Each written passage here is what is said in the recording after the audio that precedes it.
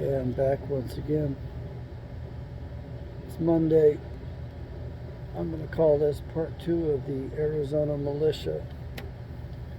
Arizona was the baby state formed in 1912 after the Militia Efficiency Act of 1902, also known as the Dick Act of 1902, in which they put the big penis to us.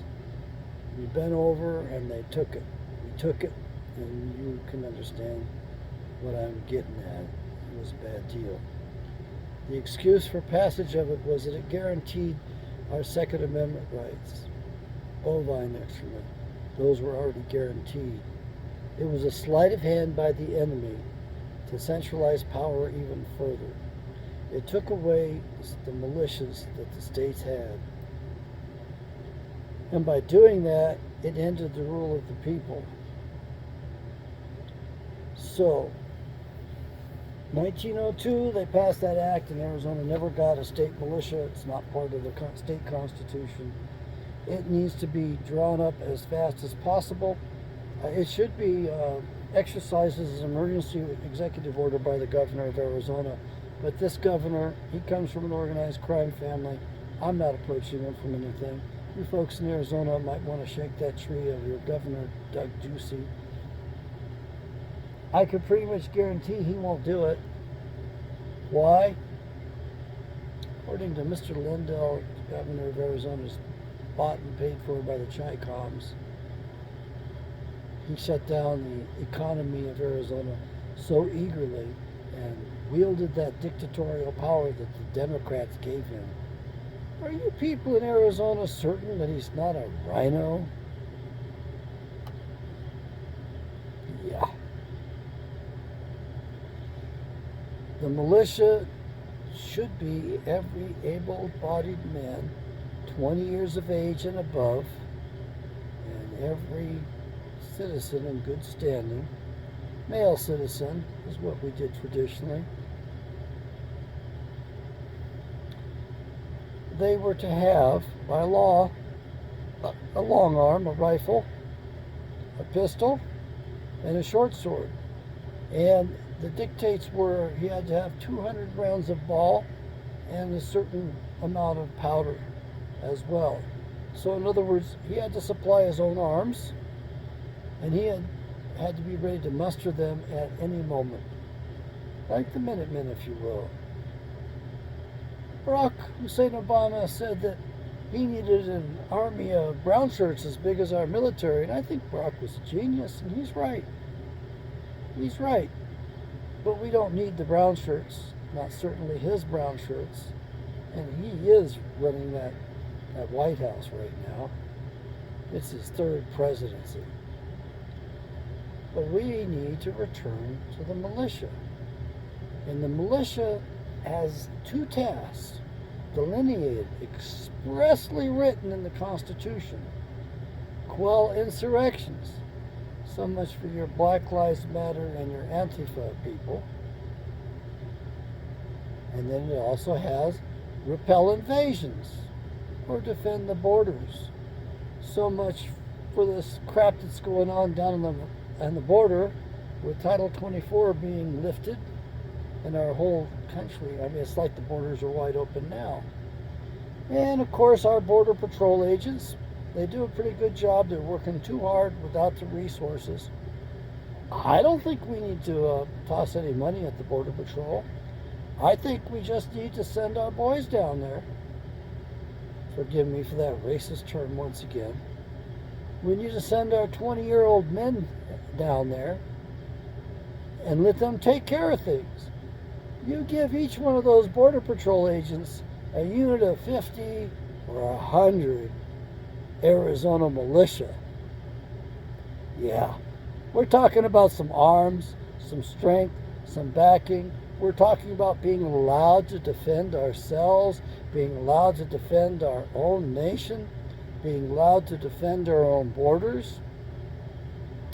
And sure, a state trooper gets into trouble, on the highway, and a militiaman pulls over aside and brings his arms out and lends him a hand. Man, there have been some incredible citizens that have pulled in and saved a law enforcement officer's life when he's been pinned down. There was one fellow that pulled off a shot with a .357 Magnum handgun, a doggone revolver, at 200 yards. And this punk had a state policeman pinned down. He had an AR-15 on the state policeman. I think that's what the case was. You know, AR-15s aren't used in the commission of crimes. Not much. Less than 1% of the time, that's for sure. But this guy got his handgun out, and he evidently had some practice under his belt, because he arched that thing up and dropped that guy. Saved that state trooper's life.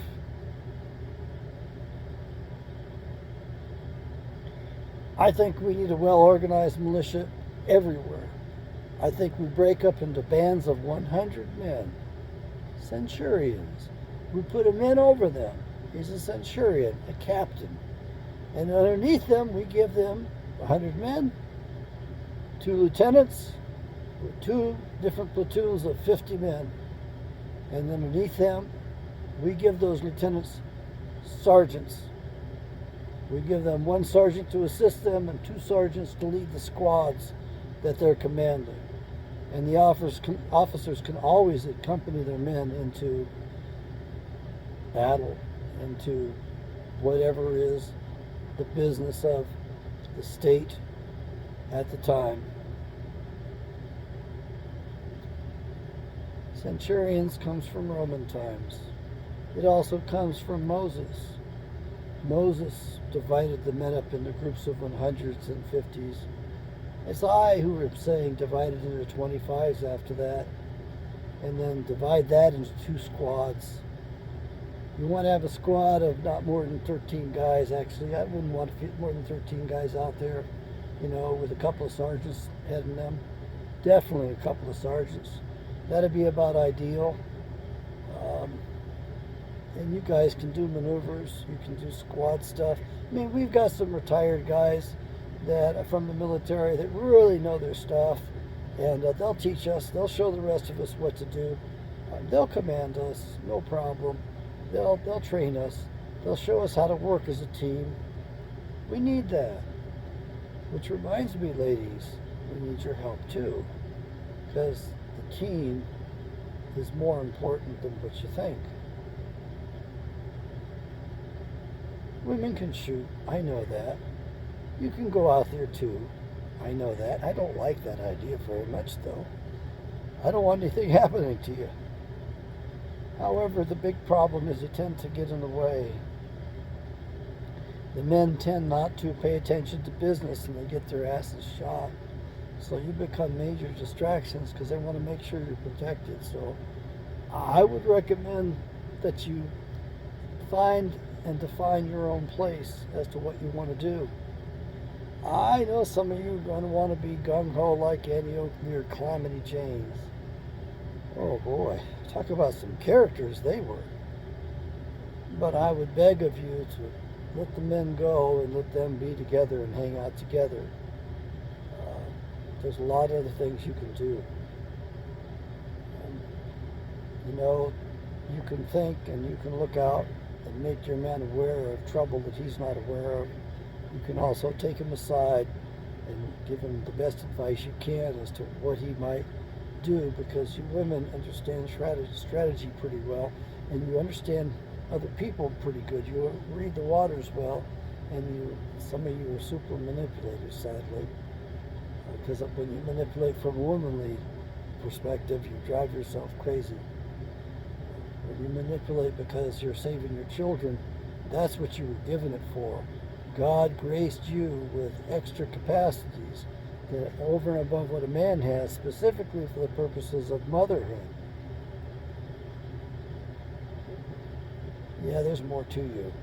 It's a finer balance, that's for sure. You need the militia. You're not going to get a California militia. Not until Arizona, Texas, and New Mexico have their militias, then California might feel ashamed and might bring them together. The best way to join up to bring together a diverse group of people that don't have much in common, maybe even don't like each other very much, is to give them a superordinate task, a superordinate goal, a goal that they cannot achieve unless unified and working together. Okay? Got that? We need to defend the borders and repel this invasion. And realize that those people coming across aren't the real enemy. It's those people in Washington, D.C. and in these Democrat-led states are the enemy, and Democrat-dominated cities. I swear to God, if we got rid of the Democrats, just gone, wish them away or something like that, there's enough weirdness in the Republican Party that they could divide up into parties among themselves, and we might have a decent system. We are going to be forced to have the Second American Revolution. A revolution is not a revolt. It is not a rebellion. God will not bless a rebellion. He will not bless a revolt.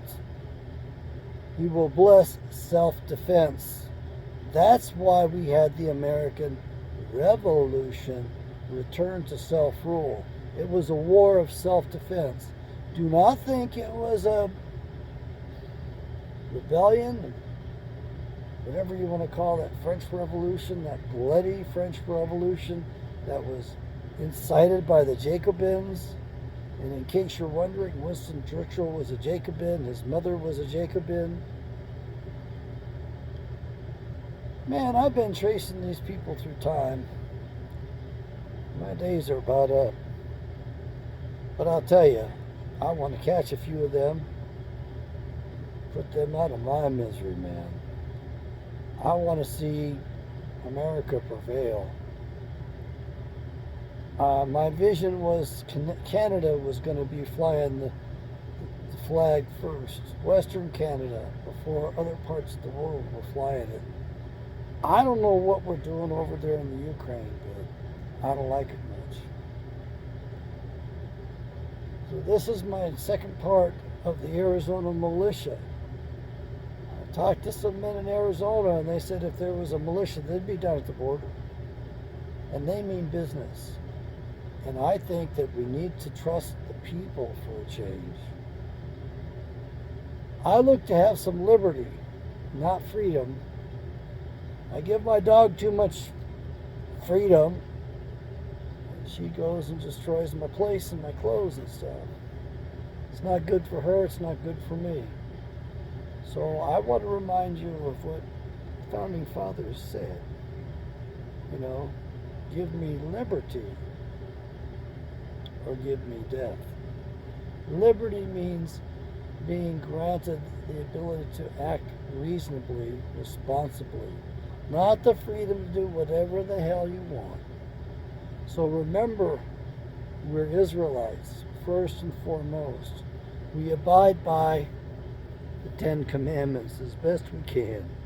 And every other suggestion, if you want, you pansies out there. Every commandment, every ordinance that they came up with. We don't excuse those things away, folks. We embrace those and do those. As a result, we reap the rewards. We, in return, are blessed. It doesn't work the other way around. The law saves. The law converts. You aren't given a license for licentiousness. You aren't given a license to be free to do whatever the hell you want, because you are creating hell on earth. I would love to be able to say one last thing, but I know I'd continue on to something else. I want you folks to think about the militia. I want you men to think about sponsoring it. The states need not pay a cent, except they will have to defend the militias in the courts as these yahoos seek to destroy us by using their courts, their legal processes, their undue processes that they drag out and file again and drag out and file again. We look forward to the day this goes to the Supreme Court. The Supreme Court has no choice but to find the militias constitutional and to find the Dick Act of 1902 unconstitutional, along with a lot of other legislation, including the Gun Control Act of 1968, the National Firearms Act, the Hughes Amendment, and there's a bunch of other stuff that Bush put through, some weird stuff that makes no sense. What a nuisance those things are. Some of the stuff's not enforced. But it's all a pain in the ass because we can't get the arms that we're used to having. An armed society is a polite society. And just to end this on a proper note, we need to restore the black family in America. In particular, we need to support black men, black fathers. We need to support fathers all the way around. There's nothing wrong with the black man. It's the United States government under Lyndon Baines Johnson that got in the way and destroyed the black American family by taking the man out of the house. Look at what's going on. 70% lifetime criminal justice system incident. 70% of boys reared without their fathers go to jail. Boys reared by mothers who enabled them. Whereas boys reared by mother and father, we call that an intact family in the profession, only 6%. Quite a difference from 70% to 6%. So being reared fatherless is like being sentenced to go into prison in the future. We have to build more prisons, more problems, more social structure, more social services, more money expended. Yeah, that's a good way to ruin a country. Do you understand what these people have been doing to us behind the scenes, years on year end? These psychologists working for the man have been managing this thing to our demise, wittingly. Boys reared by mother alone. Lifetime criminal justice system incidents. 70%. Boys reared by mother and father together. Lifetime criminal justice system incidence rate of merely 6%. Boys reared by father alone. Lifetime criminal justice system of merely 6%. And you tell me why we automatically award custody of the children to their mothers. Yeah. And you women out there, I understand, daughters need their mothers too, but that's not really the case. And I confess right now that we don't have the studies on girls. We don't have the social studies and the research on the criminality of your girls, your daughters. I know they're all angels, they can never do anything wrong. But I'll bet you this, if we had those studies, you would wake up and scream, "You're taking my daughters too," because you would act in the best interest of the children if you were really good mothers. So be good wives if you can. Keep that family intact. As you heard or hear in the book of Malachi, Yahweh's not very happy with us for putting away our wives, which means divorcing them, basically. We're going to get into great detail because the great sin of Israel is right along those lines. Okay, I got another video to go watching, and I'm going to think about my commentary on this other high noon musings, part 3. Keep your powder dry.